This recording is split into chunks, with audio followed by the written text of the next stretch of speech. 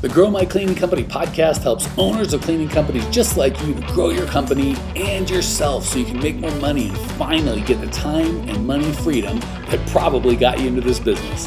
Discover how to automate and create systems that allow you to grow like crazy without losing control.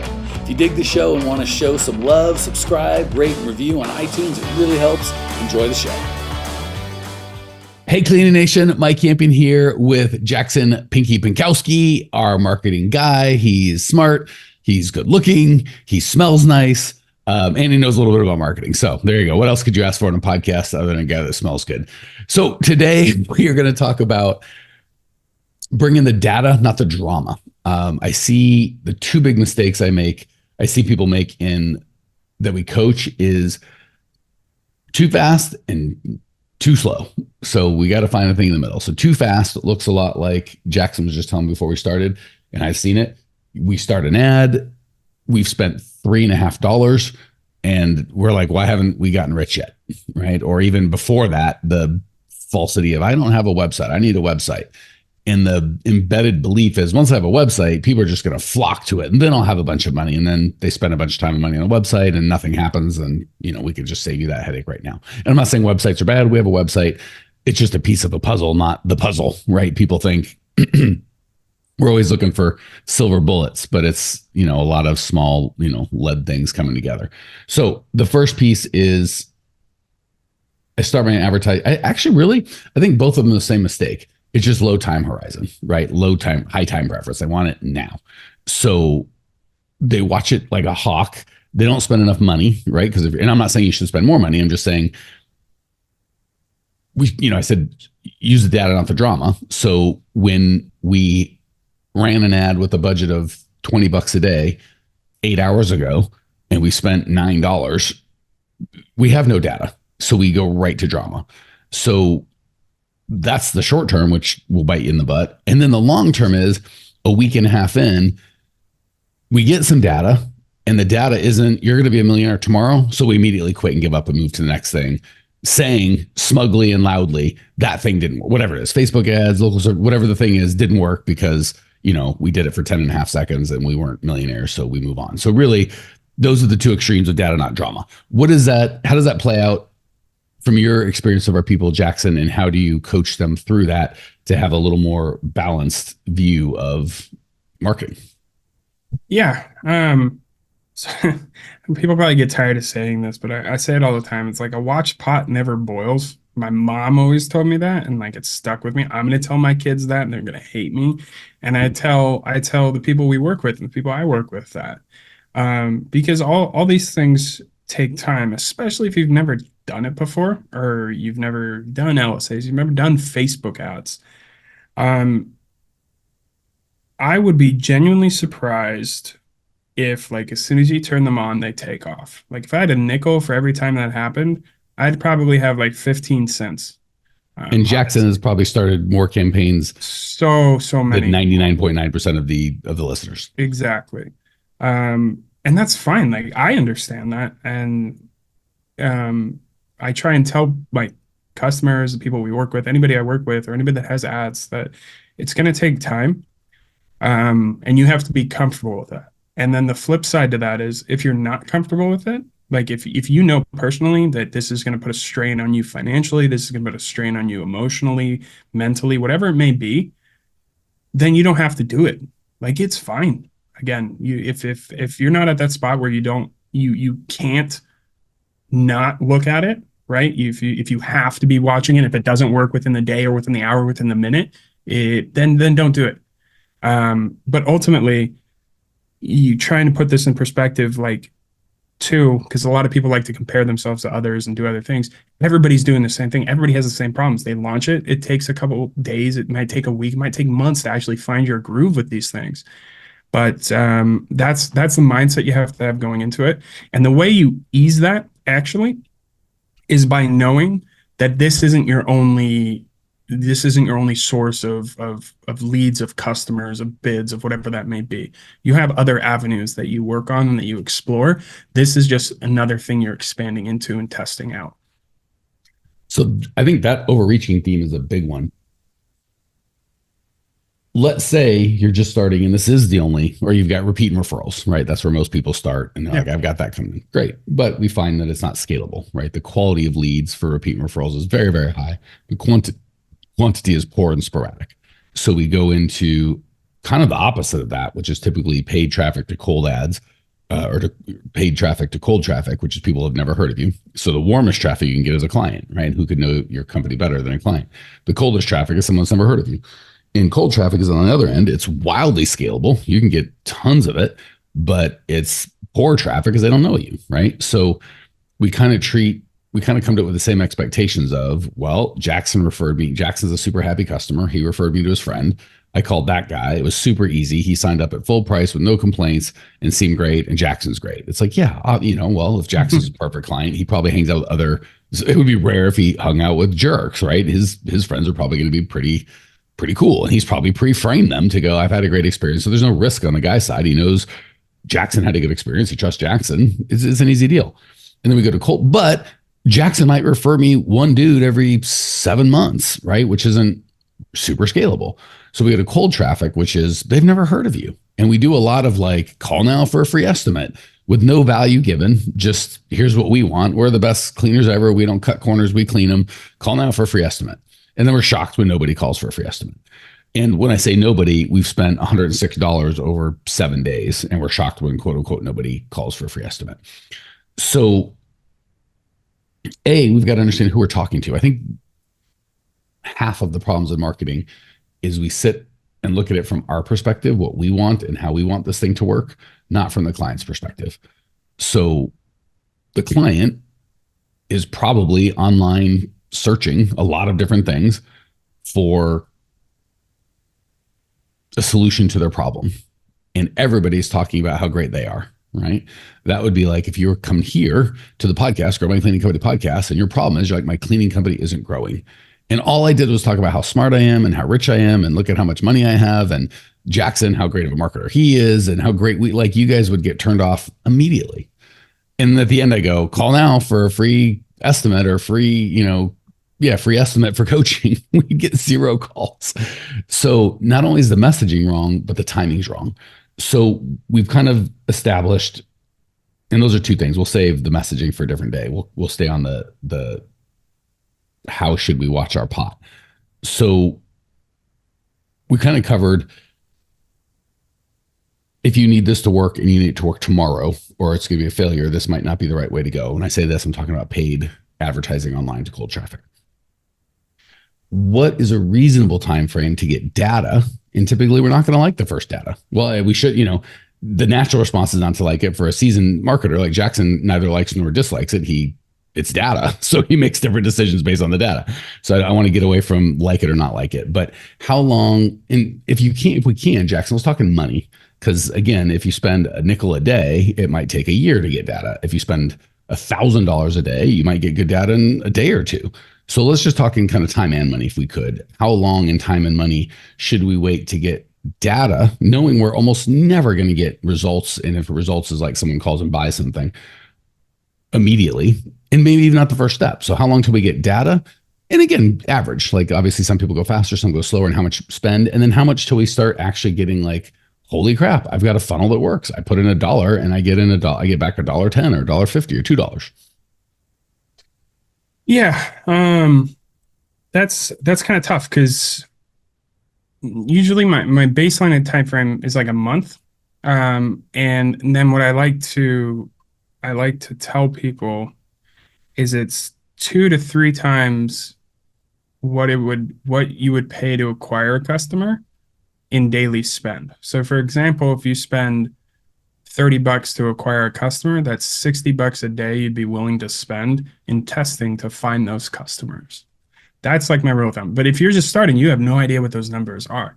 So usually I like to recommend, at a baseline minimum, like $1,000. You got to spend $1,000 in a month. If you're advertising like Los Angeles, that's probably gonna be closer to like $2,000 because that's a much bigger area. If you're in Bozeman, Montana, no offense, Bozeman, beautiful place, but much smaller. You spend less. You can maybe even get away with a little under $1,000 because you got a smaller area. However, that being said, you got to be able to do it for a month. And if you get zero results, like zero paid new customers, you don't look at that as a loss. You look at that as a win in terms of the information you've collected. Because now you know what's not working, what could work, why something isn't working the way it should. Because you'd be really surprised. Like I tell people this and they seem surprised. But when you are selling a service that's reoccurring, like they pay you month over month, to acquire that customer, I'm fine if you break even or even lose a little money. So say, for example, you charge residential cleaning clients $500 a month. If you spend $500 to get that customer throughout the whole process from start to finish, if it costs you $500, I'm okay with that, because month 2, month 3, month 4, month 5, month 6 is pure profit. You're making a ton of money off of them because you provide a great service. You're keeping them on. They're not churning, right? And I tell people that. I'm like, hey, you got to be comfortable with breaking even on that first month. People go, oh, wow, really? I'm like, yeah, because if you look at it that way, now month 2, month 3, month 4, look at all that extra money you're making. And then it starts to click in their head. They're like, oh, yeah, you're right. I can be more comfortable with testing and spending budget and getting people in. So even if I only get 2 or 3 leads in a month, I now know a lot more than I did if I didn't do anything at all. Hey, new friend, love that you were here. If you want more Cleaning Nation, more us, you can check us out on YouTube. Similar content, you just get to see each other. It's totally free. Or if you want to say, hey, hit us up on Instagram, Twitter, join our free Facebook group. We love hearing from you, Cleaning Nation. That's what makes it magic. Jump on, we'll see you there. Yeah, if that client's worth $500 and he or she stays 2 years, that's $12,000. Yeah. Say it costs you about $6,000 half to provide the service. That's still $6,000 in gross profit. If it costs you $500, that's less than 10%. Like, come on, that's a great deal. The great Dan Kennedy said, whoever can spend the most to acquire a customer wins. And I know from experience, a lot of you owners of cleaning companies brag about the opposite. You'll come and be like, proudly, like a badge of honor, I have never spent a nickel on advertising, and I built this whole company. And typically that quote unquote whole company is 10 or 20 grand a month in revenue, but they've been doing it for 6 years. And it's like, well, you want to build $1 million company? Yeah, I want $1 million company. Okay. So if you've got another couple decades, sure, just do what you're doing and hope for the best, that maybe you'll get there. Or if you want to build to $1 million in a year or two, well, then we're going to have to expedite it. So again, if I'm say an average client's $500 residential, commercial, just for an easy number. If I'm only willing to spend $100 to acquire that customer, and I have to compete with Jackson, and he's willing to spend $1,000, I'm going to get crushed. It's going to be very, very difficult. He's just going to win. So we're not looking to throw money away. Like the cell phone carriers, they might spend $1,000, $2,000. They will spend thousands of dollars to get a client that's only worth $200 a month in cell phone services. And they'll do that because I don't know about you guys, but I've been with my cell phone carrier for 15 years. Average $200, $2,400. I mean, 30, 40 grand. So even if they spend 2 or 3 grand to acquire me as a customer, not a bad gig. Not to mention the value their company has for having all these customers. So that doesn't mean we're going to give ourselves permission to be sloppy with money, but It does mean, again, we're just going to go with data, not drama, right? So we have to kind of look at the goal, and it's like, I want to make $1 million and not spend anything. Great. So does everybody else. But what's it really going to take? And again, I'm the same way. Depending on your cash situation, you could even go 2 months. You could even spend $1,000 to get a customer, which short term is going to require some cash, but long term will help you crush because you can just get more customers. But I think for everybody, especially if you charge the way we encourage you to charge, which is in advance, if you spend $500 to get a client, you're going to get that $500 right quick, right? And I know obviously you're going to have to spend the next month with cost of goods sold servicing it, but then boom, 30 days from there, you're getting another 500, you're in the clear. So I think one of the big shifts is to move from who can spend the least to acquire a customer, which is who can spend the most. Anything I'm missing or anything to add on that one, Jackson? No, I'll reemphasize. We're not advocating for throwing money and burning money or using money unwisely whatsoever. It's all calculated on how you do this kind of thing. That's why you have to go with the data, not the drama, right? Yeah. So Jackson, we could run an ad and feel, I got nothing. That's always it. I spent $500. I didn't get anything. and they just didn't know what they got. You got a Right. lot. So yeah, and again, potentially you could have nothing, right? Because what you really got is data, which is information about your client and who buys and what headlines work. I mean, I read a book so many years ago about a direct response marketer, and he had written a sales letter, and it was 5 pages long or whatever it is, and it was some sort of supplement. So there was tens of millions of people that he could send this letter to, and he sent like 10,000, which was not a large amount, and got 2 or 3% response rate. And he knew after only spending 10 grand or whatever it costs to send those 10, he's like, holy crap, this is $100 million letter, because he knew that the combination of the list that he had and the words on that page in that order would create a specific response, because 10,000 people is enough people to know. So that information, and he did, over the next couple of years, he made over $100 million on that one sales letter with that one list with this one supplement. Now, if he just gave that list to 99.999% of the people, it would be worthless. They'd literally throw it away or lose it. Doesn't mean anything, right? But so you could say that was worth nothing. If you gave it to the right person with a list in a 2-minute tutorial, that same information could be worth hundreds of millions of dollars. So the exact same thing goes for our clients. When we give money to Facebook and they give us back information, if we don't know what that information means or we choose not to look at it, that information could truly be worthless. But if we know what to look for, that information will be super valuable. The problem is most people, because they don't get money right away, they take it as completely valueless, right? That would be like me if I got that letter and I showed it to 10 of my friends and said, read this letter and tell them if you want to buy the supplement. And all 10 said no. I was like, this is junk. I tried direct response marketing. It didn't work. I just literally threw my $100 million letter away because I didn't ask the right people in the right way. So as we kind of wrap, how can people be disciplined, Jackson? Like, what if you could have a perfect client come up and have you run their ads? What would that look like kind of specifically day to day, so people can be like, all right, this is how I should approach it? Like, what would they think? What questions would they ask? How would they respond to data? Yeah. Honestly, like, if we're working with someone over the course of, I'm going to look at it over the course of the first month. It's really like the first 2 weeks, really. You kind of just let stuff run. You kind of let it go unscathed, untouched, unadjusted. And at the end of that 2 week period, the right questions to ask are really, And for that first 2 weeks, what are we spending per day? Anywhere from like, probably like $15-20, maybe on the higher end, like $30 a day. Okay, so 2 weeks would be, call it 15 days. We're talking $400 or $500, $300-$500. Okay, yeah, cool. That's perfect. So at the end of that period, the right questions you want to ask, obviously, top line, you want to ask, hey, did I get any leads from this? Right? Like, what kind of information did I get, and how much did it cost for me to get? Yeah, Jackson, leads? I get 3. First of all, nobody called. And then you ask, okay, did nobody call, or whatever the call to action? Nobody took my call to action. We'll call it a call. Nobody called. Well, I see in the tracker, it says 3 people called. Well, yeah, but they weren't any good. Okay, so we got 3 leads. You just unilaterally decide they were bad leads. So again, yes. And maybe they were bad leads. I'm not saying they weren't, but there's a difference between nobody called, which means could the phone number be broken? Were the ads even showing? And 3 people called, but I deemed them not who I want to work with. Exactly. That's a massive difference. On one hand, everything could be broken. On the other hand, it's just bad people, or who you think are bad people. So most of the time it is the latter. It is, well, I got 3 calls, but they weren't people I want to work with. And then great. Okay, let's dive into that. Why, what made them bad?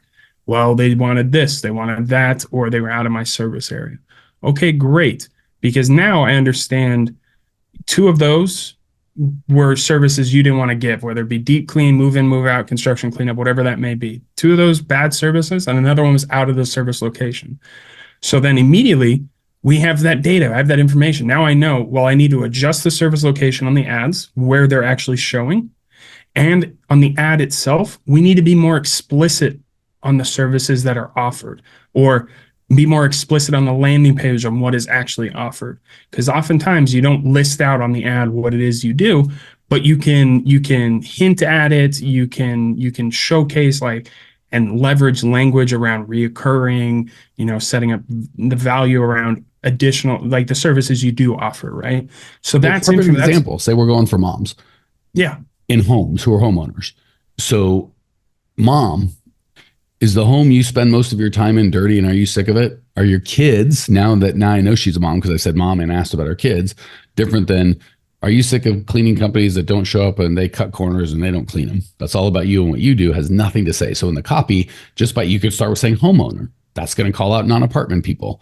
Moms, are you sick week in and week out? That's talking about recurring. So there's lots and lots of ways you can speak to them that isn't saying, I don't want people to be like, we don't do move in, move outs. Don't call for move out. We only want, because that's all about you. And then I give a crap about that. You're just going to speak to grow my cleaning company. It's not about the coaching services we offer. It's about growing your cleaning company. So if you don't own a cleaning company, or you own a cleaning company you want to grow, I don't have to tell you my services. You're just immediately going to be disinterested. So I want to be really clear, because a lot of people start getting pissy in their ads, like, we don't want this and you do this, and they start telling the customers what time it is. You don't have to do that. Just speak to the customer that you want in such a way that they grow my cleaning company. People that don't own a cleaning company, don't want to grow, aren't going to reach out. And it was about them and their needs and what pain they have. So when we keep talking about the pain that you solve and talk about them, this is where it comes in. Sorry, I didn't mean to interrupt. No, that's perfect, because now with that information, you make adjustments.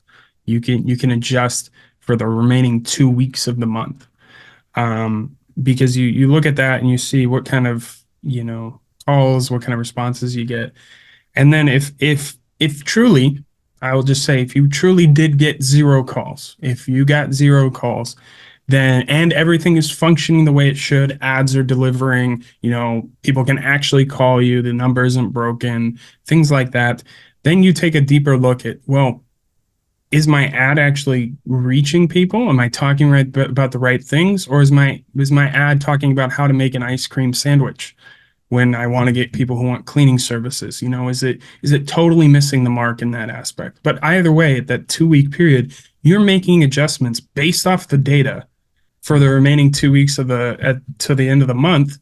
And at that end of the month, you repeat the process again.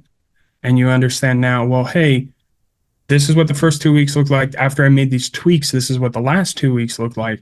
How am I going to carry that over into the next month? And can I spend more based off of what I've received so far in month 1? Yeah. And sometimes you just have to, it's always data. So it could be how many people hit the landing page.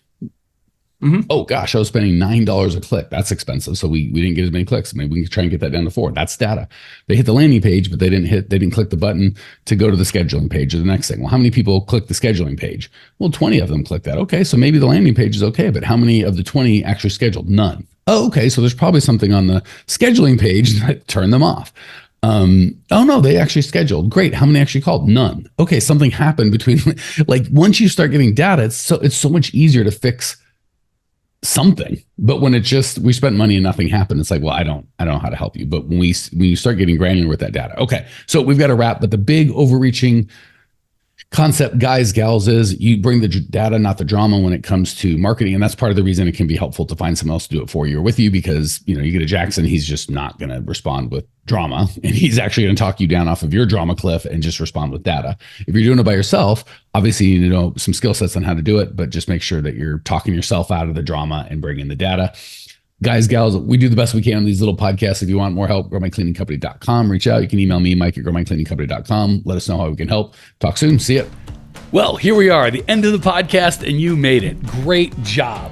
I've got a little bonus for you for sticking through with me. But like I mentioned before, if you got value out of this podcast and you want to show a little love, subscribe, rate, and review on iTunes, Spotify, wherever the heck you're listening to this thing. Share it with a friend. Share the love. And as a special thank you for those of you that stuck with me to the end, how about I give you my personal phone number so we can text? It's a great way for me to get to know you, your business, your goals personally. So shoot me a text now, 602-932-6431. That's 602-932-6431. I am the only one who responds to these texts, and I will personally respond to everyone I possibly can as long as this number is manned. Don't know how long we're going to keep this at the end of the podcast, so grab it now, 602-932-6431. Give me a text, say hey, can't wait to meet you.